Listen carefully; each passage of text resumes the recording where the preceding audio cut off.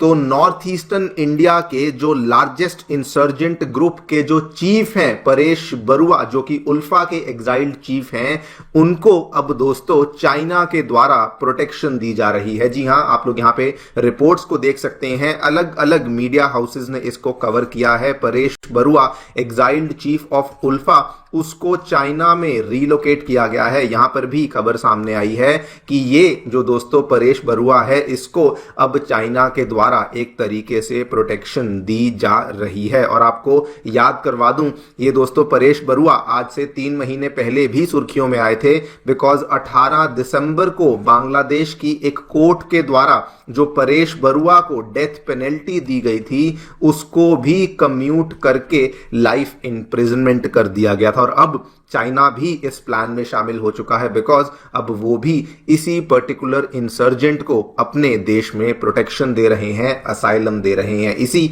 पूरी डेवलपमेंट के बारे में हम लोग डिटेल में बातचीत करने वाले हैं कि क्या एग्जैक्टली हमें यहां पे देखने को मिला है, क्यों आखिरकार चाइना ने इस पर्सन को अपनी कंट्री में यहां पे प्रोटेक्शन दी है, उनका लॉन्ग टर्म टारगेट क्या है, and should India be worried और नॉट। देखने को मिला है दोस्तों, रिपोर्ट्स सामने आ रही हैं कि अब भारत के खिलाफ बेसिकली चाइना, बांग्लादेश और पाकिस्तान की आईएसआई ये एक अनहोली ट्रिनिटी को फॉर्म कर रही हैं, एंड ये इस पर्टिकुलर ट्रिनिटी के लिए जो उल्फा के पुराने चीफ रह चुके हैं परेश बरुआ, उनका इस्तेमाल कर रही हैं। ये कैसे कर रही हैं, चाइना कैसे प्रोटेक्शन दे रहा है, क्यों दे रहा है, उसको समझने के पहले मैं आपको थोड़ी सी ब्रीफ हिस्ट्री इनके बारे में बता दूं। दोस्तों, ये वैसे तो बहुत लंबे टाइम से ये सुर्खियों में चल रहे थे, लेकिन इनको लेकर जो सबसे बड़ा केस था जिसके चलते बांग्लादेश की कोर्ट ने इनको डेथ पेनल्टी की सजा दी थी, वो केस था 2004 का चिटागोंग का आर्म्स स्मगलिंग केस। ये वाले केस में लगभग 10 से भी ज्यादा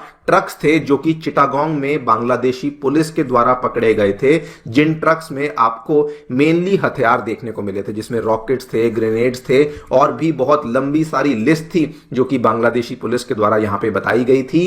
एंड ये पता लगा था कि ये वाले जो ट्रक्स हैं, ये बेसिकली जो है, ये अल्टीमेटली इंडिया में जो एक्सट्रीमिस्ट ग्रुप्स हैं, जो सेपरेटिस्ट ग्रुप्स हैं, उनको ये वाले हथियार पहुंचाए जाएंगे। और मेनली ये जो हथियार थे, ये इंडिया में फंक्शन करने वाला, उस टाइम पे आसाम में फंक्शन करने वाला उल्फा का जो इंसर्जेंट ग्रुप था, इनको बेसिकली ये हथियार पहुंचाए जाने थे। और आपको बता दूं, ये उस टाइम पे कहा गया था कि this is the biggest arms smuggling case जो कि बांग्लादेश ने अपने पूरे इतिहास में देखा था। इसी पर्टिकुलर केस में 2004 में ये केस हुआ था, कार्रवाई चलती रही एंड 2014 में जाकर के बांग्लादेश की एक स्पेशल कोर्ट ने जो कि चिटागोंग में बैठी थी, उन्होंने दोस्तों उल्फा चीफ परेश बरुआ को यहां पे डेथ सेंटेंस सुना दिया था।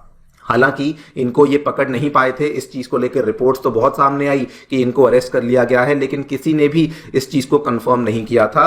लेकिन इनके ऊपर चार्जशीट हुई थी और बांग्लादेशी कोर्ट ने अपने प्रोसीजर के हिसाब से इस पर्टिकुलर पर्सन को डेथ पेनल्टी की सजा सुना दी थी। लेकिन दोस्तों, जब हमारे प्यारे यूनुस सत्ता में आते हैं, तो आते ही आपको मालूम है वो लेफ्ट, राइट एंड सेंटर सभी रेडिकल्स को, सभी एक्सट्रीमिस्ट को जेल में से बरी कर रहे थे, उनकी सजा कम कर रहे थे। एंड ऑब्वियसली उन्होंने दिसंबर 18 को बांग्लादेश कोर्ट के द्वारा दोस्तों फैसला सुनाया गया कि उल्फा चीफ परेश बरुआ, जिनको डेथ पेनल्टी की सजा दी गई थी, उनकी सजा को अब कम्यूट करके लाइफ इंप्रिजनमेंट में कन्वर्ट कर दिया गया है। पाकिस्तान लाइव के मुअज़्ज़िज़ नाज़रीन, अस्सलामु अलैकुम।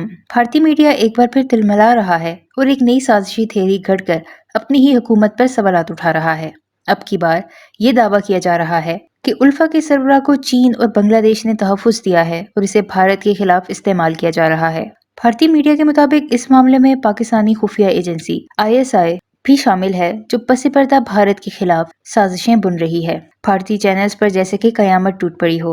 एक तरफ चीन पर इल्जाम लगाया जा रहा है कि वो भारत के अंदर अलैदगी पसंद तहरीकों को हवा दे रहा है, तो दूसरी तरफ बांग्लादेश पर तनकीद की जा रही है कि वो भारत की बजाय चीन के कैंप में जा बैठा है। उल्फा शमाल मशरकी भारत की एक अस्करी तंजीम है जो आसाम की आज़ादी के लिए मुसल्लह जिद्दोजहद करती रही है। दिल्ली हुकूमत कई सालों से इस तंजीम को दबाने की कोशिश कर रही थी, लेकिन भारतीय मीडिया का दावा है कि अब चीन और बांग्लादेश ने इससे नई जिंदगी दे दी है। असल में भारत को परेशानी इस बात की है कि बांग्लादेश में हुकूमत की तब्दीली के बाद नई क़यादत भारत के बजाय चीन के करीब हो रही है। चीन और बांग्लादेश के बढ़ते ताल्लुकात से भारत की गिरफ्त कमजोर हो रही है, जिससे नई दिल्ली बुखलाहट का शिकार है। अगर शमाल मशरकी भारत में अलहदगी पसंद तहरीकों को बैरूनी हमायत मिलने लगी तो ये दिल्ली के लिए एक बड़ा चैलेंज बन सकता है। भारतीय मीडिया ने ये दावा भी किया है कि चीन ने उल्फा के चीफ को खुफिया मुकाम पर रखा हुआ है और उसे भारत के खिलाफ दहशतगर्दी के लिए इस्तेमाल किया जा सकता है। अभी तक बांग्लादेश और चीन की जानिब से कोई बाज़ाब्ता बयान नहीं आया, लेकिन कुछ तज्जियाकारों का कहना है कि ये भारत का प्रोपेगेंडा है ताकि अपनी नाकाम पॉलिसियों पर पर्दा डाला जा सके।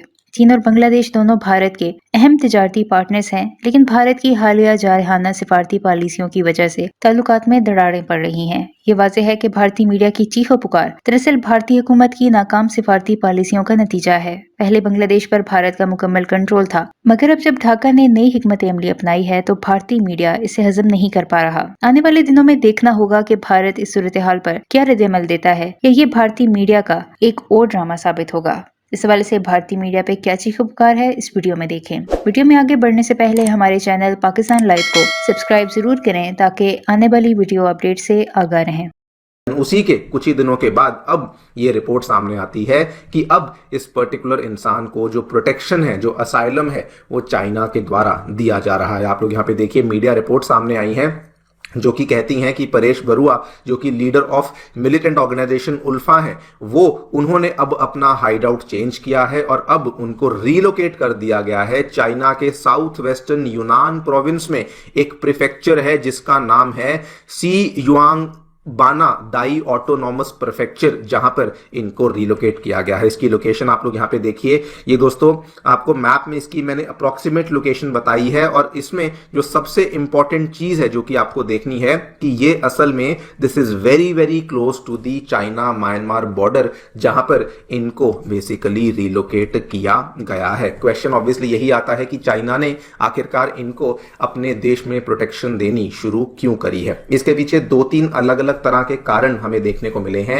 ये असल में हमारे इकोनॉमिक टाइम्स में रिपोर्ट आई थी जिसमें बताया गया है कि सबसे पहले तो ये वाला जो एरिया है जी शुआन बाना दाई रीजन ऑफ चाइना, जहां पर ये अब रह रहे हैं, कहा जाता है कि ये वाले एरिया जो है ये चाइना में वहां के टाई और दाई पीपल देखने को मिलते हैं। एंड हिस्टोरिकली कहा जाता है कि ये वाले जो ताई और दाई लोग हैं, इनके आसाम के जो अहोम लोग हैं, जो आसाम के इंडिजिनस लोग हैं, उनके साथ इनके अच्छे संबंध थे हिस्टोरिकली, कल्चरली एंड एथनिकली, जिसकी वजह से इनको वहीं पे शिफ्ट किया है। नंबर 2, ये भी कहा जाता है कि इनको जानबूझ के बिल्कुल म्यांमार के बॉर्डर के पास ये वाला एरिया है, यहीं पर इनको यहां पे शिफ्ट इसलिए किया गया है बिकॉज ये म्यांमार का जो ये वाला एरिया जो आप ये काले रंग का एरिया देख पा रहे हैं, असल में ये म्यांमार की शान स्टेट है और इस शान स्टेट में म्यांमार की एक अलायंस आर्मी है, नेशनल डेमोक्रेटिक अलायंस आर्मी, जो कि अगेन एक इंसर्जेंट ग्रुप है जो कि म्यांमार में काफी लंबे टाइम से एक्टिव है।